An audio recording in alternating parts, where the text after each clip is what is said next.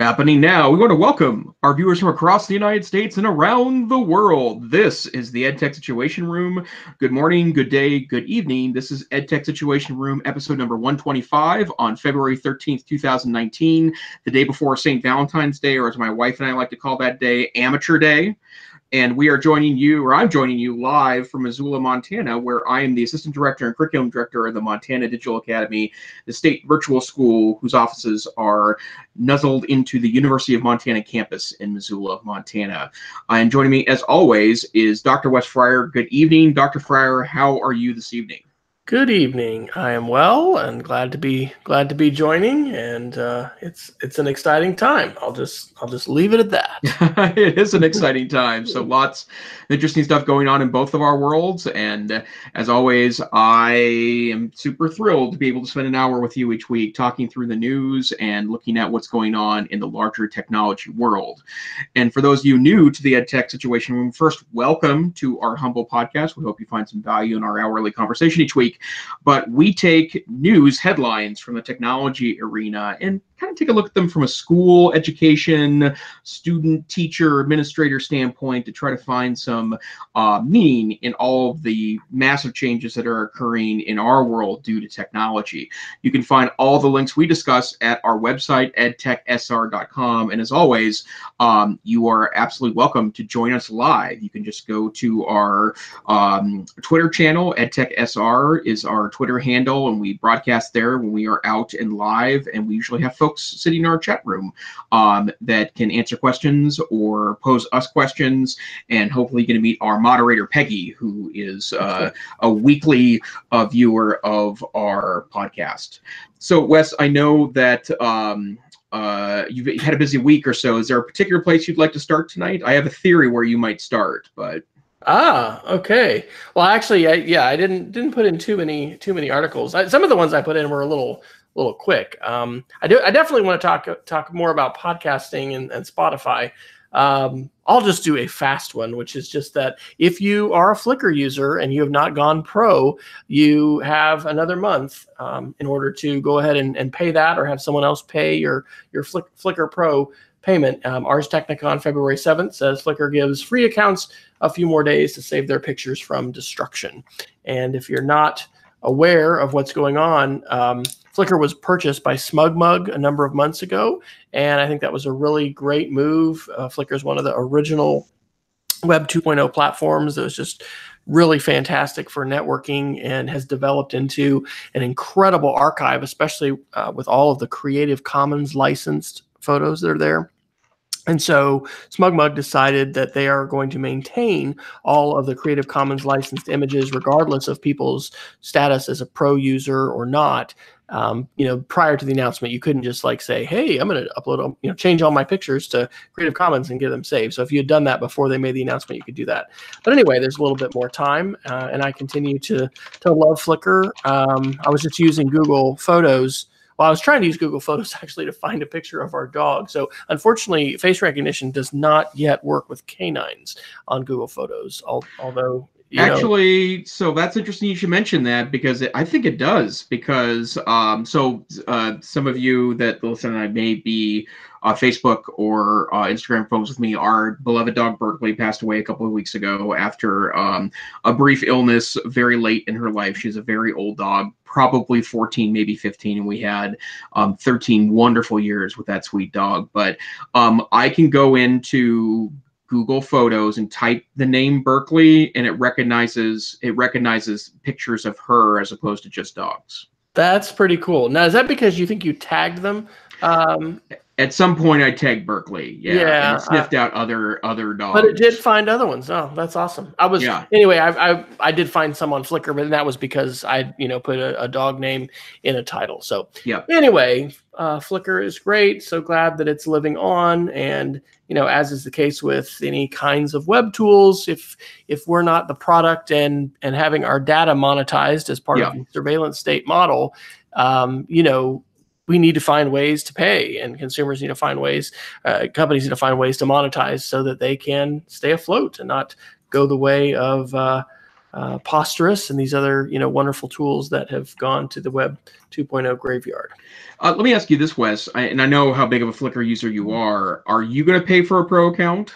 Yeah, definitely. Yeah. I have and paid for one for my wife as well. If you don't, you basically are going to lose all. But I don't think it's size of photos. It's just number of images. I don't remember if you get to keep 300 or 1,000 or what. But anyway, you're going to.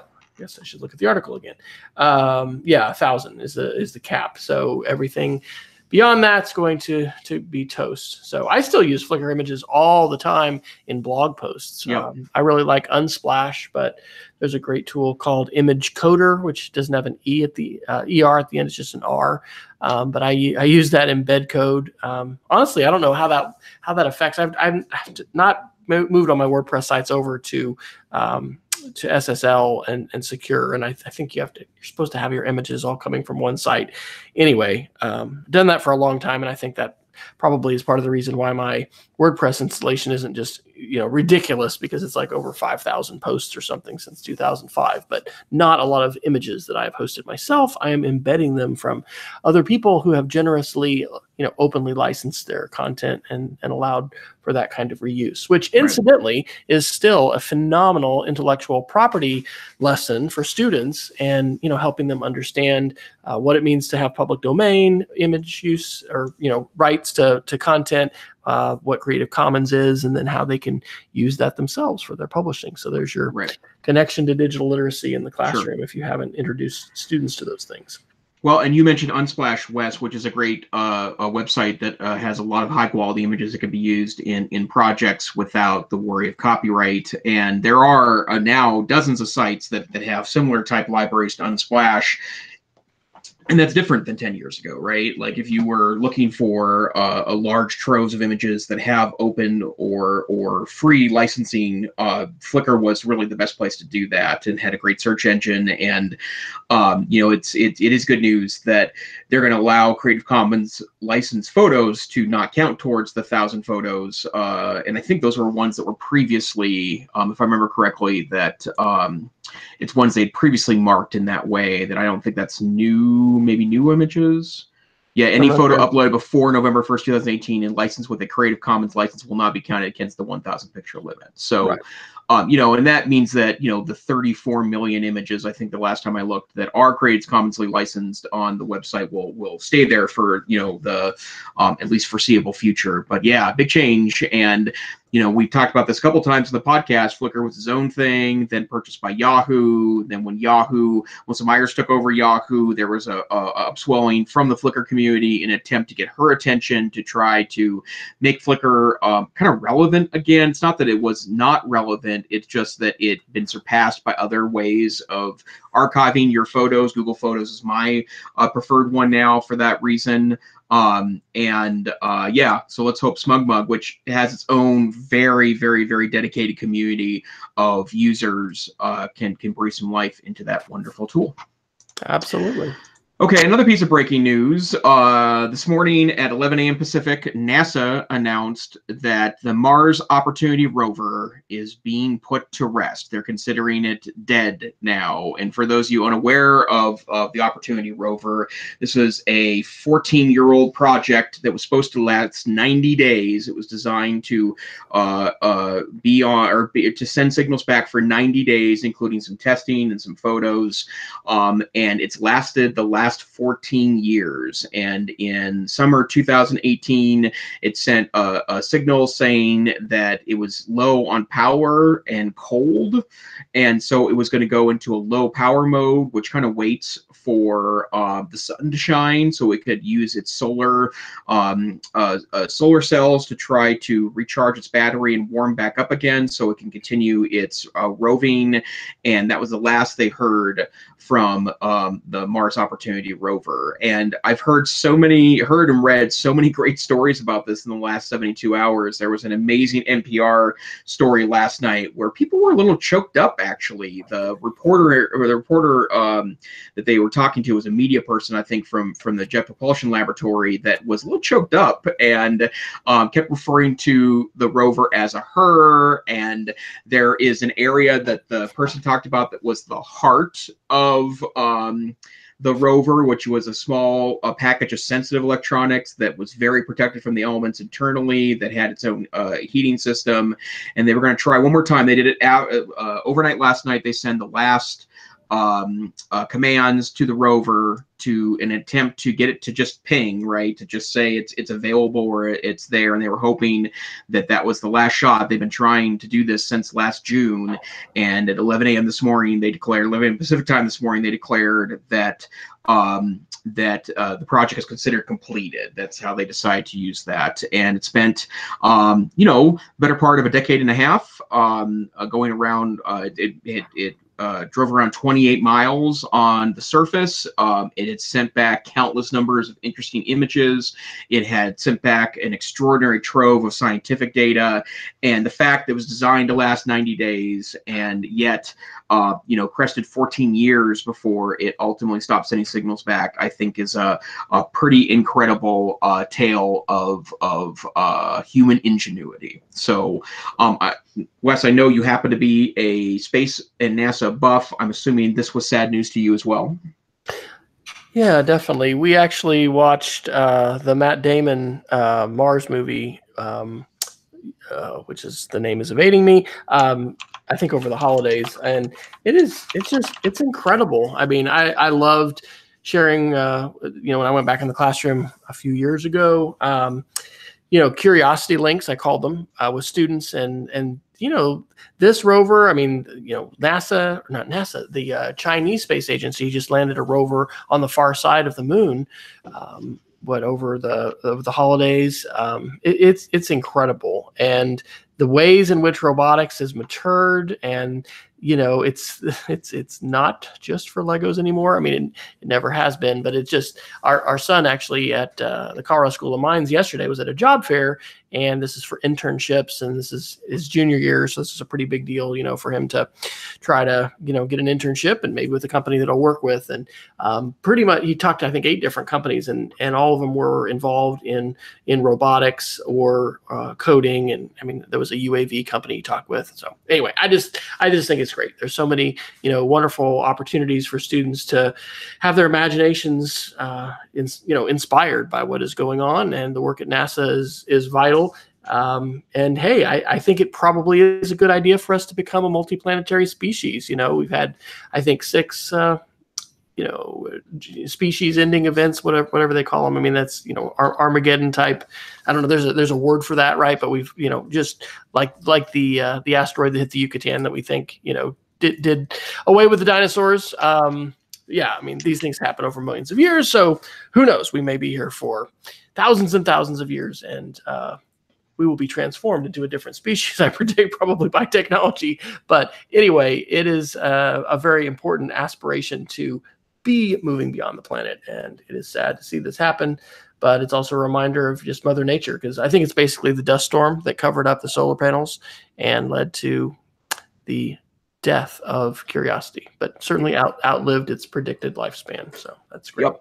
And exciting news that I know that NASA continues to work on additional ways to send vehicles to Mars for additional exploration. And there's been a lot of interesting articles related to that in the last 72 hours as well.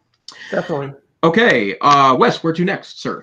Let's do a little privacy talk. This is not a normal source for me, but this is from Times of Israel on February 7th. Israel needs new laws to limit Intel services' powers to eavesdrop online. I thought this was just fascinating because these researchers, which is working for a group called the Israel Democracy Institute, is pointing out that really there aren't any limits on what they can do in Israel. And so where in the United States you are going to need to have probable cause, you're going to need to talk to a judge, there's going to be some legal protections.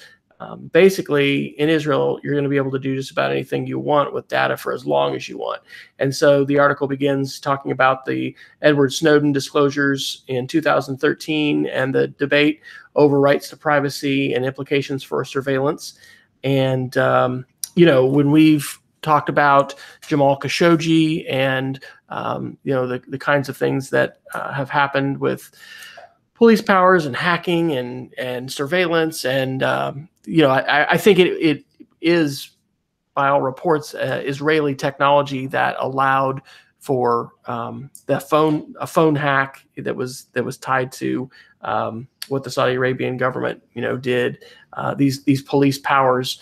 I think that we need some limits on those kinds of things. So what do you think, Jason? Would you prefer that the U.S. kind of just mirror Israel's free for all on whatever folks want to do with data? Should we be moving to the Israeli privacy paradigm?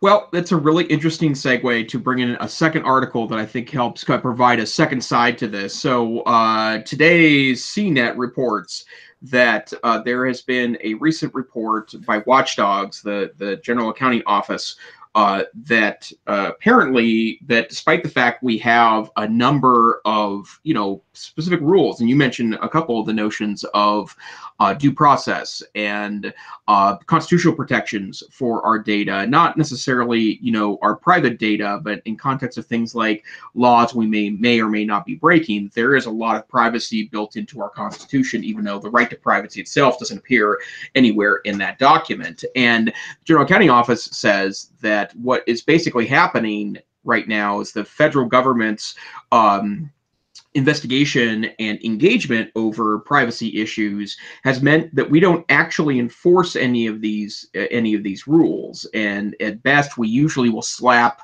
a company on the wrist. We will then engage in a negotiation for what's usually referred to as a consent decree, which is basically you'll stop doing this, and very rarely, if ever, is there anything of real consequence that happens to the companies that violate our privacy. And so these settlement agreements, 101 of them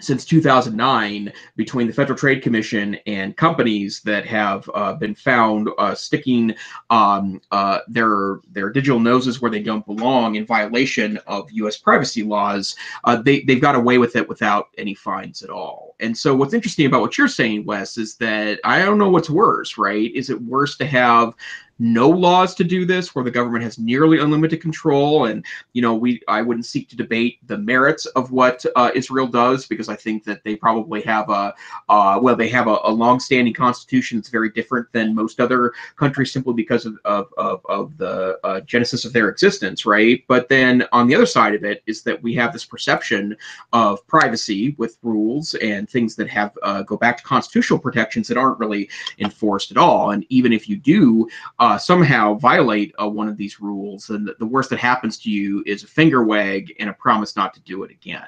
So I think there's a real moment here, and then maybe to pull in a third article that's also from this week's news. There was an excellent article from the New York Times on February 8th that talked about that despite the fact that the tech correction, which is something we talk about here often on the podcast, is happening, this notion that we're starting to scale back on technology, right? Or we're going to question at least our engagement with technology and how technology impacts us as humans. Despite the tech correction, despite the fact that actually a lot of people I know they're either getting off of Facebook completely, or they're changing their engagement with that platform, right? They're not logging in. They're doing it once a week, once a month, once every couple months instead of once an hour. Despite all of that, profits are up, income is up, revenue is up at major technology companies. And even though you're hearing a lot of rhetoric out of these companies about changing practices and re-engaging the way they utilize their systems and the way they treat data, privacy, humans in this process, despite all that, they're increasing their income. So it's a big thing here, right? Like it's a big cloud of thinking and thoughts, and then you could start pulling in the impact on democracy and those pieces. But we're obviously at the precipice of something big. I can't wrap my brain around how it resolves itself. I actually joined Reddit this last week, and it's interesting. I posted an article that I had written on my blog of why you shouldn't quit Facebook and Twitter into the privacy Reddit, which is really not a very sympathetic forum for those talking about why privacy, a cost benefit analysis may mean that you stay on Facebook.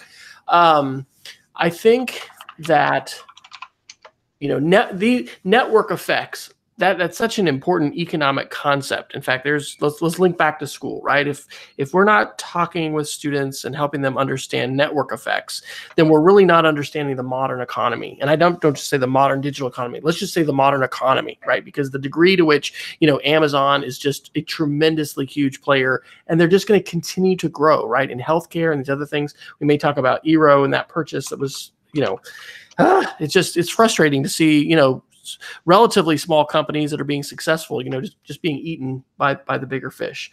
And so, a couple of weeks ago, we talked about the surveillance state, this new book that's come out, and just this whole concept. And we really need to be looking at the ideas of democracy and governance, and the ways in which technology plays into this. And I just think there's so much to be figured out, and things are moving so quickly. So I think you're right. If anybody says they know how all this is going to play out, they are, well, whatever. They're making a prediction, but they're probably not accurate. What is happening now, and we can say with confidence, just because it's a fact, is that Europe really is leading a lot of this. There's dangers of a fractured internet, and in fact, there's, well, we could segue to this article. There's a Cisco article. This is from Ars Technica on February 7th. Cisco, like Apple and other tech giants, now wants new federal privacy law. And interestingly, this article points out that Cisco is afraid of what they call legal fracturing, and that is that every state is going to pass different laws, and we're going to have just this real confusing morass of legislation. And I mean, we're risking that internationally, because if Europe, is going to require certain things, I mean, is Google or is Amazon or these different companies going to, just turn off their services to that nation? It's really a wild west. And I think that we've said this before, helping students understand the importance of privacy and the need to advocate for it is important. And I think we need to identify those groups that are fighting for this, the EFF and others that are coming together. As individuals, we're not going to probably make that much of an impact. But if we put our voices together and some of our money, with other groups that are going to lobby and, really try to advance causes, that's where we're going to have a bigger impact. So I think it's unfortunate that we're not seeing that kind of privacy enforcement, but it's probably also a reflection of our broader political culture, which I think has just downplayed the value of regulation for a long time, and played up this idea that, it's back to the Reagan years, government's evil, right? You just, less government is better. And so I think we need to just have a better and healthier perspective on how regulation is important, and you don't just want to leave the market to its own whims, because we are in, some would argue, a new Gilded Age, where we are in need of some antitrust legislation and some pushback from that pendulum swinging so far to a laissez-faire approach, and getting back to, hey, let's have some reasonable regulations so that robber barons don't, rule the entire universe, and individuals as well as even groups don't have any recourse to, the new JP Morgan of the 21st century. Absolutely. Let's see. Let's do some kind of techie news. I am going to cover some Chrome stuff, Chrome and Google stuff. First and foremost, very exciting news for those in the Chrome world. I am a primary Chrome OS person now. Virtual desks are coming to Chrome OS, and there's an early glimpse video available from 9 to 5 Google today. And for those of you that you may or may not use this functionality on on Windows or on Mac, but this started off on Mac OS, and then Windows 10 brought this functionality, and it's actually one of the reasons why I found Windows 10 to be palatable coming from the Mac platform. I love using what's referred to as virtual desktops or multiple desktops, and in essence what this is it allows you to create a desktop environment and then create a second desktop environment that you can flip back and forth from.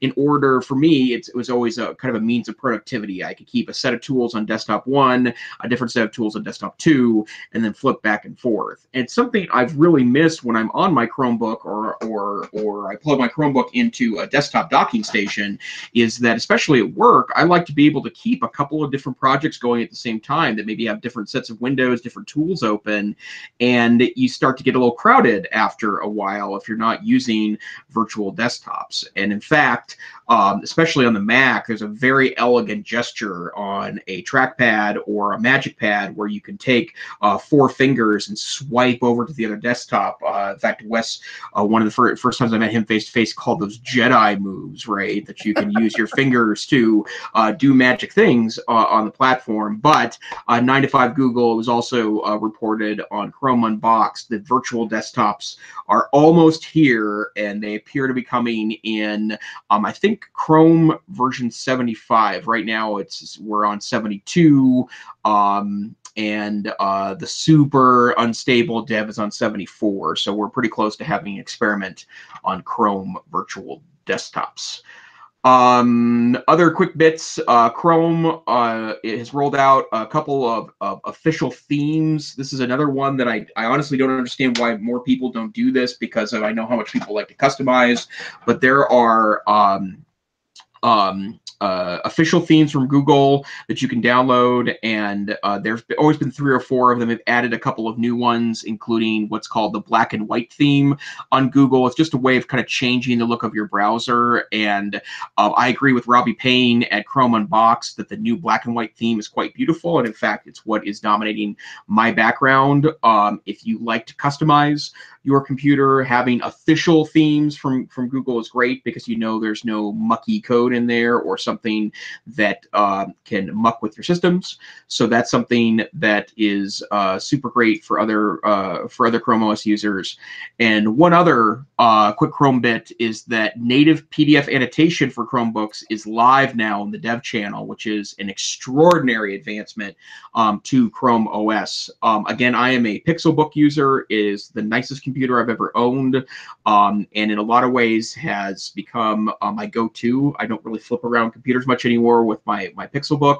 It has a great tablet mode, but something I've always found quite wanting on Chrome OS is an inability to take documents, annotate, or for me, signing a PDF. There's apps that do it and websites that do it, but they're not very elegant. And there is a PDF reader built into Chrome OS. This takes the native PDF reader and adds an annotation component to it that you can take your finger or a stylus, or if you have an official stylus, in my case, I use one of the compatible Lenovo styli with my Pixelbook, and it's a very nice experience. But adding that ability to take a PDF, annotate it in that form factor is really quite amazing. So anything there tempt you, Wes? I just, I think the ability to readily take notes, mark stuff up, have it saved to the cloud, share it with others. We have huge needs for this. I've had a chance teaching, Sunday school, and having a chance just to play a little bit with my iPad and my Apple Pencil with the Notes app, learning a little bit more about that kind of annotation. We have the Lenovo 300E Chromebooks. At school, we've got a couple carts of those, and that's one of the ones that has the flippable screen, and you can use a regular number 2 pencil to be able to draw on that. I actually don't know if any of our faculty have done a lot of extensive work with that, but I think it's just hugely important that technology, matures. And as we've seen with a bunch of things that Apple does, Apple does that really well. I mean, the bar that they've set with the Apple Pencil and now the Apple Pencil 2, it's phenomenal as far as how smooth and natural the writing and the drawing experience is. So glad to see this marching forward, and hopefully kind of like smartphones, right? We've seen the well, it's really a lack of differentiation in the smartphone market because, cameras are so good and apps are so similar in terms of their capabilities. I really think, we're kind of at, I don't know if it's peak smartphone, but that's just where we're waiting for the next innovation, whether that's going to be, glasses or some way to have projection, in your field of vision rather than just on, a hand-sized piece of glass that you put in your pocket or your purse. So it's important to see those things. I will add a couple other articles that I put into that same category just under Google. There was a Verge article on February 11th pointing out that right-clicking in Gmail is about to get a whole lot more useful. And this may seem like a small thing, but email and processing email and being able to do that efficiently is really an important skill of our modern communication age. I don't think there's any way any of us can professionally, get away from email. And so you may or may not see that in your enterprise G Suite. They are or they have been, rolling that out, but I'm seeing more options here in my just consumer level, moving it between tabs, archiving it, moving as read, delete. So that may or may not transform your workflow. I've definitely tried to use apps that with swipes and these different kinds of Jedi moves, as you said, that are going to let me process that faster. But anyway, that was a small thing. And then the last thing is, remember, Google Plus is going away for consumers. So this isn't an article, it's just a support link, but it's the instructions of how to download all of your Google Plus data. And I think that it was April that they were originally doing that, and then there was another breach, and so the date was moved up. And so, yeah, it still says April 2nd. So no other Google products are going to be shut down. So Gmail, Google Photos, Google Drive, but it's just strictly Google Plus. So I don't know if anybody, Jason, do you consider yourself to have made incredible, just thoughtful and perhaps earth-changing, contributions to the global conversation only on Google Plus? And so that's going to make the preservation of your Google Plus data probably your top priority in the next 24 to 48 hours. I'm downloading it right now, Wes, on that notion. It's funny you should mention that. And I think we talked about Google Plus dying when this was headlines. And I'd actually recently had the opportunity. I'm starting to finish up presentations I'm working on for the Northwest Council for Computer Education conference in Seattle, which will be 2 weeks from now. I'll be in fabulous Seattle, Washington for that conference. And NCC is where I always break new presentations, and they're always my first shot at delivering thoughts to teachers there. And I actually did a presentation on Google Plus in 2012 at NCCE. It was February 28th, 2012. And the reason why I mentioned that is because I came across those slides lately. Interestingly enough, Wes, you make an appearance in those slides because I showed off the +1 functionality, which when that first rolled out, and I actually had put a +1 on a blog post of yours and took screenshots of that, which I find to be pretty interesting. But the thing that I want to point out was that in that presentation, I had said that I really like Google Plus. Google Plus was smart. Google Plus was nuanced. It was probably a teacher-friendly tool, right? Because you could create a social media presence that changed depending on how your relationship was with someone. But I said two things. The first one was I said, right now, I think it's too complex for the average user. And the second thing was that if anything survives from Google Plus, or like if it doesn't catch on, the only thing that will survive is Google Hangouts. And I was correct, as it turns out, because I knew that once Google put their finger in the whole notion of video conferencing, that there was no way for them to go back from that, right? And to be honest, I mean, although I have access to industrial tools as part of my day job, including Zoom, which is my our current, the University of Montana has a broad Zoom license of which I have access to, and Zoom is great. It's an excellent video conferencing solution. It plugs right into high-end video conferencing equipment if you'd like to bring in callers from the outside to do that. You used to have to use some pretty fancy software to make that happen. That's just built into Zoom now. But what's interesting about that is that I could really do everything I do video conference wise on Google Hangouts. It would be just fine. So I thought that was an interesting piece. But yes, I did click on the link, Wes, and I'm going to download. I can't even fathom what's on there, to be honest, and maybe it's going to be a little embarrassing. What was the name? Do you remember that the Google? And now I'm trying to remember the name of the tool. There was a Google service, social networking kind of thing where Wave. Yeah, no, it wasn't Wave. It was like a status thing, like little one-liners, right? I'm trying to remember the name of the service, but when it died, I took it. It was kind of Twitter-like, right? Like you talk about what your status was or whatever it was. It wasn't around for that long, but I ended up doing the Google takeout and taking that data out. And I came across that file recently in Google Drive, and it was hilarious, right? Like, what was I thinking on, January 9th, 2007. So like that sort of stuff. So I'll be curious to download that file. Terrifying, scary. Absolutely. Well, I'd like to talk a little more about podcasts and about Spotify. Shout out to the Twit This Week in Tech podcast, which my podcasting habits vary widely, but just lately I've been listening probably every week to most of the Twit podcast. Actually, I listened to their 2018 year in review, which is a monster podcast. It's like almost 4 hours, I think.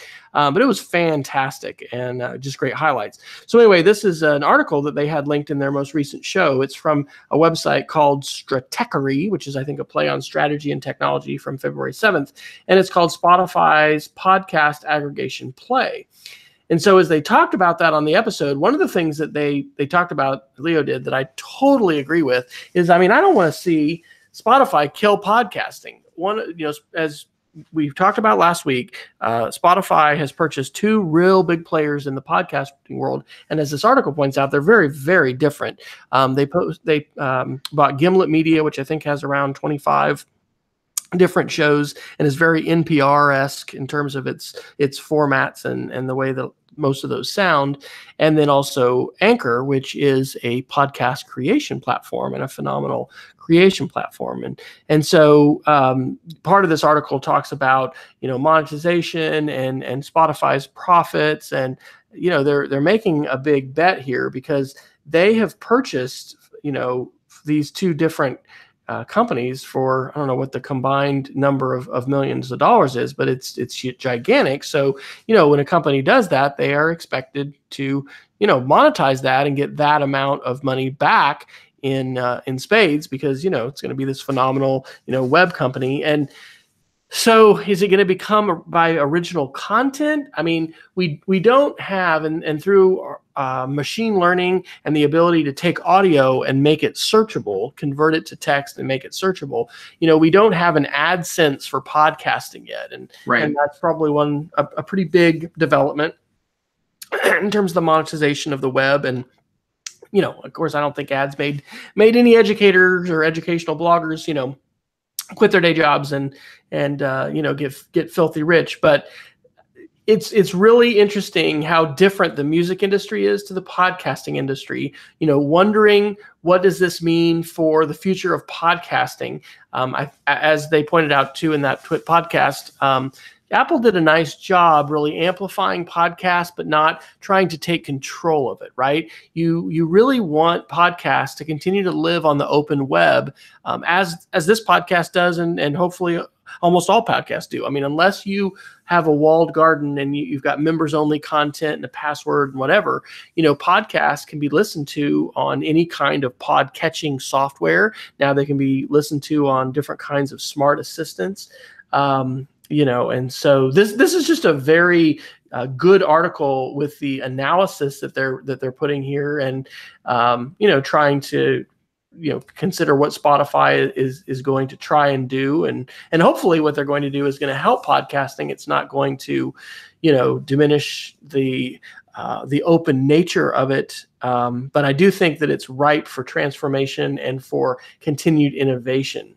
It is so much easier, right, for us to create this podcast and just, sit down for an hour on Wednesday nights. If Jason and I were to try to which maybe we should at some point, Jason, write some articles together, or, be doing some formal writing. Right. The time that's required for that is considerable. So have Yeah. you had any additional thoughts about Spotify's play with Anchor and Gimlet?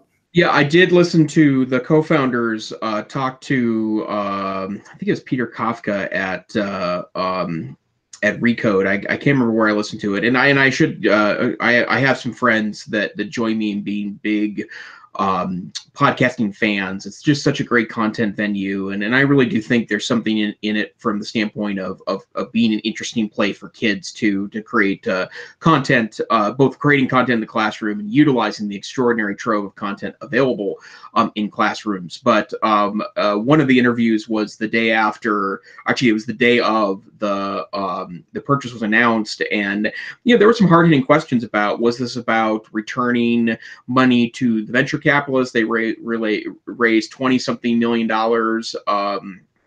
To that, they actually had a lot of people that invested small amounts of money early on in a scheme as part of their startup phase that's going to get return on investment. They had like 400 or 500 smaller investors that are going to get apparently a pretty healthy return on investment that helped invest early. In fact, I considered that, and frankly, in fact, I'm going to write myself a note. I was going to look to see if I did actually give a little bit of money, because I loved startup. I was a big fan of the podcast, and when that was happening, it was a really great distraction. I think that was in 2015, if I remember correctly, which was the year I had my kidney transplant, and so I had some time to burn to listen to that podcast. But the one thing that I am very excited to read this article a little more deeply. But the thing that I've heard from almost every techie analysis of this is that this is probably really great news. It's probably bad news if a lot of the podcasts end up behind a firewall. Even though I'm a Spotify user and I'm a purchaser of Spotify services, I would prefer to use my own podcast app for that. I have a great podcast app. I'm a Pocket Cast guy. It's a part of my kind of listen flow, if you will. But the thing that is interesting about Spotify is that I find their podcast discovery and their podcast management interface to be terrible. And that's part of the reason why podcasts really have been tough to monetize and tough to get good analytics on, is that, to be honest, because they're openly available and because there's no standard for keeping track of downloads other than server downloads, but downloads and how much is listened to and which parts are listened to, and if full shows or partial shows or a little bit of shows are listened to, that's extraordinary data. Spotify could probably help with that, but that's only going to be useful if podcasts are kept only in Spotify, right? Which exactly. That's the problem. So I think Wes and I would both probably be super interested, in data related to our podcast. Obviously, we haven't quit our day jobs yet. Our audience is a highly long tail audience, right? The folks that listen to us, we know people do listen. People are downloading. We get tweets. We hear about it. We ended up in some top 10 lists at the end of last year of EdTech podcasts. That's great. Thank you for listening. Hey, didn't Montana State University? Well, that was just our end of year, right? I think they actually played that on the radio, on the regular radio. That was before we'd hit the EdTech SR. Yeah, before we hit the small time of podcasting, right? But I'd be really interested to hear data about, when I start talking, do people, stop listening, right? Or when one of us gets into a rant, which happens once in a while, right? Do people stop listening, right? Like, that would be all extremely useful data, but we have no means of doing that the way podcasts are distributed. So it's a balance piece, right? So I'm excited to find out what happens here. I could not be happier for the founders of Gimlet, because I genuinely found them to be likable people during the first couple of seasons of startup. And to be quite frank, I like the notion of delivering high-end production, public radio quality production to the podcasting world. Not every podcast needs it, right? Not every podcast justifies it, right? There's a lot of podcasts that have, relatively low production value that I think are quite valuable for what they are, right? But, there's something there that will change and evolve, and I'm really looking forward to continuing to be a fan and observing how that plays out. Awesome. Let's talk about Eero. So I don't have a mesh router, and I don't know how many of our listeners do, but the technologies now to make your home a much faster Wi-Fi experience and intelligently, manage bandwidth and give priority to what you want. The new generation, it's not that new, it's been out for a few years, of mesh routers is really awesome. And I'm still on a Apple, router, and Apple's, decided to get out of that arena, and I guess that's understandable. But some Apple engineers have done some pretty amazing things in the Wi-Fi space, and one of them was founding this small little company called Eero. And they've also formed a company, different Apple engineers, called Ubiquiti. What just happened this last week is that Amazon bought Eero. And so this is in TechCrunch on February 11th. I really like the Verge article on February 12th, why Amazon buying Eero feels so disappointing. And I think I echo most of the opinions of the author there, because, does every awesome tech company have to get bought by, Amazon, Apple, Google, or Microsoft? I mean, it is, there was a person who was doing an experiment recently, a journalist, trying to just dispense with everything that had to do with, I guess, those big five companies, and found, I think, basically it was about impossible because of their reach, in so many different areas. So anyway, I was on the cusp, not because we just have all kinds of disposable income, but I've really wanted, I was thinking about, some Christmas money with some Amazon gift cards. You're going to pretty much have an outlay of about $300 from what I've seen to do, 3 different mesh routers and for our 2-story house or whatever. That's probably what we're going to need to do. So I was going to really, thinking Eero was the way to go, but I don't trust Amazon. I have not, like Jason, invested in more than one smart assistant. We're just, using the Google, the Google Home Minis, I guess. And, it's the surveillance state, baby. Amazon is going to monetize this information. And, what can be more detailed than every single packet that traverses your home router, to go out to the internet? And of course, there is SSL and secure socket layer and things like that. But I found that to be a depressing play. So I was looking this week, as I've had some trouble sleeping a couple nights, back to Google to say, hey, this real simple mesh router setup looks like it might be excellent. But then I was also looking at Ubiquiti, which is a much geekier solution. But like I mentioned, like Eero was designed and created by Apple engineers. So, Jason, is this just the way of the world? We should expect any good product to be snatched up by Amazon, Google, or one of these huge companies, or is there hope for entrepreneurs to, just continue to make a modest profit and not be snatched up by the big fish? Well, the comment you made earlier, I think, is really interesting. Why does every great technology startup that's doing something interesting have to be snapped up by others? And of course, part of what that comes down to is that I think a lot of these companies are looking to get snapped up by others, right? I certainly don't want to prescribe any motives to the founders and developers at Eero, but I think that's an unfortunate part of our startup culture, right? Like, truly good ideas are awesome.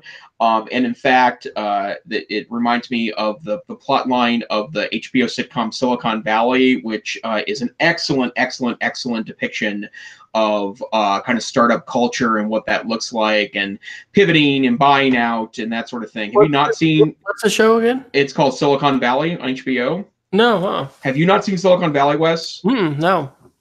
Right now, sir, stop this podcast and go watch that. It's kind of a it's a bit of a raunchy comedy in that they take on some topics that are where the language is a little risque, but it is an excellent depiction. In fact, a lot of people have talked about how really accurate it is as a culture. But they're a company where some guys trying to develop a music app that it's actually kind of a silly music app, and then what he ends up pivoting to is he comes up with an extraordinary compression logarithm, and so that becomes the company, and it's called Pied Piper, and they live in a hacker's hostel, and they work at a company called Hooli, which is kind of a mix between Google and Oracle, and it's ridiculous and extraordinary and awesome. But there's a lot of opportunities, and in fact, there's money flying around every season of that show as people try to, yes, they're trying to strike it rich, yes, but they're also really trying to do something interesting with their skill and with their ideas and ways to develop interesting things. So, but yeah, I would say it's scary when Amazon does this, but a couple things. First, there is an Echo sitting next to me on the desk. It's looking at me because I think I just used its name, but quite frankly, is a more of a Bluetooth speaker than anything else. And in fact, that's what I do with it, is I use it as a Bluetooth speaker in my office. But I would say that's bad, but I use a mesh router, and it's the one from Google, right? Yeah, and right. so you've been happy with that, right? Extremely happy, like way better internet in my house because of it, right? Yeah. So, and I like that it's got an app that Google supports, and I like that I can log into it with my Google account, and I like that's all hooked together. And I, as part of this grander technology correction, I don't know if I have to start trading back on some of those things, or maybe that I want things to not be owned by all the same company and work together seamlessly. But again, I'll go back to my earlier phrase. I just can't wrap my brain around it. Yeah, well, I'm not there thinking, oh, we got to stop, using all these, but we are choosing to make digital investments, right? I mean, our schools make an investment in G Suite or Microsoft 365 or whatever, these different platforms and ecosystems. And there's a tremendous struggle, if not a fight, going on right now for the smart home, right? We've known and all these predictions about the Internet of Things. I think actually I might look at investing not in smart bulbs, but a smart switch, right? Because just in terms of turning outside lights on or off, I had that light bulb, come on recently. I think I was at Best Buy taking a look at some of the stuff they've got set up on shelves, and I was like, oh wow, yeah, that could be a switch, because you're trying to figure out even Christmas lights and things like that. How am I going to get those things on or off, because we use switches? That's pretty cool. So what kinds of formats are going to predominate? Is Apple going to have a play there or not? And anyway, the technologies that are are they going to interoperate, or is it going to be, proprietary and all that kind of stuff? So I just had this thought that it's kind of interesting that the smart assistant revolution, which those of us that have them in our homes may, be finding to be transformative in some ways. I think, it doesn't happen every night, but maybe once a week we're at dinner and the Google Assistant is asked to chime in on a particular question. This week it was about dogs sneezing. Didn't realize that my daughter had said this. We confirmed it with Google that yes, dogs will sometimes sneeze intentionally to show other dogs that they are playing and they are not serious about fighting. Anyway, that was just kind of a right, hey, here we are having dinner with our smart assistant, who's chiming into our conversation. It's interesting that all of that is not happening really in school in the classroom. And I know that Susan Bearden and Bill Fitzgerald, who's with Common Sense Privacy Initiative. I mean, they've done some really good writing on the FERPA Sherpa. I don't know if you're familiar with that site, but about how the smart assistants are just not school friendly in terms of privacy and in terms of requirements for, student information, et cetera. But it's a real important play in how technology is impacting our lives and the ways in which speech recognition and speech commands. I mean, I'm literally, enjoying a podcast or music, especially since I've got my Spotify trial activated now, and I hadn't been doing Google Music, and Apple Music is not on Google. I mean, every morning, getting ready, it's a part of my life. So interesting that is not a part of what we're experiencing at school, and I wonder, when and if smart assistants are going to play a role there, because I definitely think it's an important part of the future that we're living into. So anyway, that was probably a rabbit hole that was not all tied to an article, but there you go. We're not going to charge you any extra for that tonight on the EdTech Situation Room. Well, I'm going to mention one more quick one, Wes, and if you got a quick one we could do, and then we'll Geek of the Week it. Apple is holding an event on March 25th at the Steve Jobs Theater in Palo Alto, California. I'm sorry, Cupertino, California. Let me make sure that I give them the proper home. And the rumor is it's all about services. It probably doesn't have a lot of impact on classrooms. There is a rumor that it's going to be a TV service. I can't imagine why Apple wants to get into that business, because it seems pretty crowded now. And I don't know how you catch up to Amazon Prime and Netflix at this point with their original content, and with other content creators leery about renting their content to those services, preferring their own.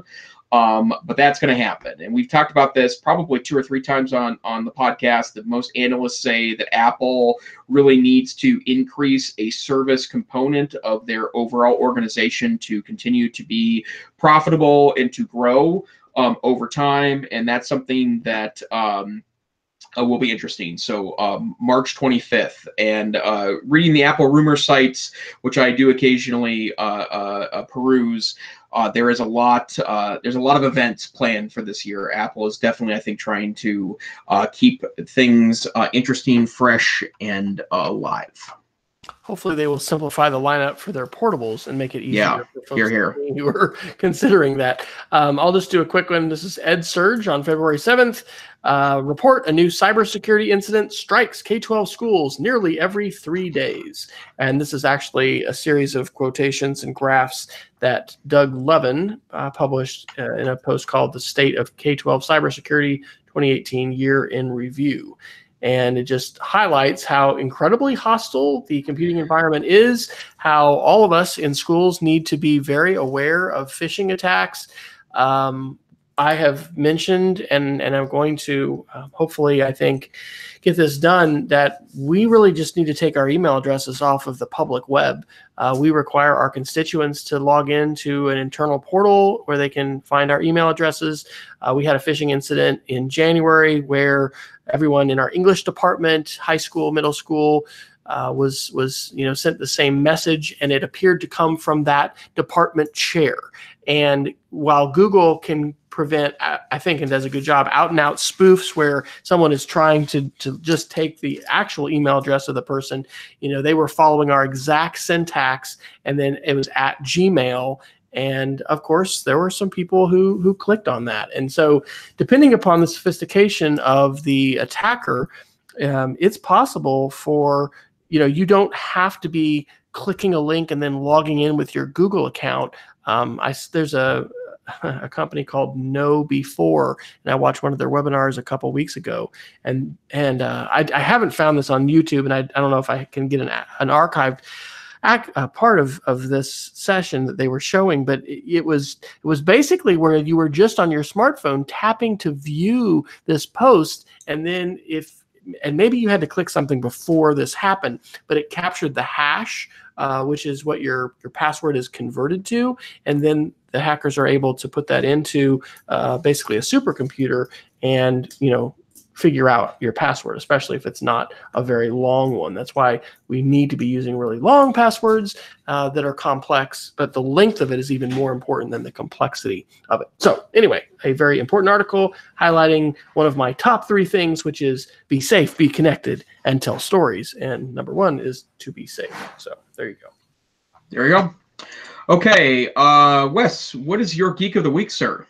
Two fast ones. On the same note of security, Google has a excellent phishing quiz that is about 8 questions. And so the URL is phishingquiz.withgoogle.com. This comes out of their Project Jigsaw, which I had mentioned, I think, on the show either last week or the week before. That's, attacking moderation issues and the ways in which the machine learning and artificial intelligence technologies can really help with that. But this is free, and it will help you and also teachers or others that you send it to, relatives perhaps, to really pay attention to the sending links or the sending email addresses and the links and things like that, and hopefully get a little more savvy about identifying phishing. And then the last thing, I had a phone call actually from Barbara Beretta, who's out in California, long time Web 2.0 user, educator, shout out Barbara. And she was asking about oral history projects and asked me of resources that can help students as they are going to be interviewing folks, maybe veterans or others. And so I found the new URL for what used to be called the Great Questions List. And now it is just a really long page from StoryCorps that has fantastic questions about a lot of different categories if you're going to either interview someone about their life or you're going to interview them about someone else. And I think oral history is fantastic, and StoryCorps is a wonderful site if you're not familiar with them, and their free app. And their app also integrates those questions if you're having students or you yourself want to do oral history. Wonderful. Thanks, Wes. And I'd like to remind people, I'm pretty sure I've talked about this at least once, maybe twice on the podcast, but I had the opportunity recently, very funny side story. Our big screen, first big screen TV died in 2013. And we actually brought a TV repair person in because we paid a lot for that first television. And he said, yeah, it would be cheaper for you to go buy the same model new, and yada, yada, yada. And so ever since then, this has been for like the last 5 years, I've like about every 10 days told my wife, I really want to buy a television. And she's like, okay, honey, go ahead. And then 10 days later, I'd be like, and then she'd say, okay, honey, go ahead. And I had a tiny one that we had in our living room for a long time that had been with me when I was briefly living apart when I moved to Missoula earlier than my wife. But this week, I finally purchased one, and the market had changed quite dramatically since I last looked for one, and I went to the Wirecutter, which is a former independent site now owned by the New York Times. They do reviews of a lot of different things and provide you expert guidance on which one is the best one. And I was able to find, well, in fact, I bought their recommended television for $449. It's a 60-inch television. It's a TLC that I was able to pick up from Amazon. What's interesting about that, though, is that, I mean, the choices are extraordinary, right? Hundreds of options from way more expensive to this, the way less expensive this for similar sized and featured televisions. And it just came tonight. In fact, that's why we were a little late getting started, because I was setting up my new toy, and it is delightful. But the Wirecutter is a great place if you're looking for, if you don't know much about a particular product, right, and you want to learn more about it and see things that have been tested. They literally have articles, everything from high-end televisions to toilet paper. So the Wirecutter, excellent site, now owned by media mogul New York Times. Great purchase on their part. The Wirecutter, great place for reviews for technology. Awesome. So Wes, where can people find you on the internet? I am W. Fryer on Twitter. My blog is speedofcreativity.org, and I am, well, I'll have some announcements, I think, in the next few weeks. It'll be interesting, which I'm not going to be talking about now, but it's going to be an interesting couple weeks here.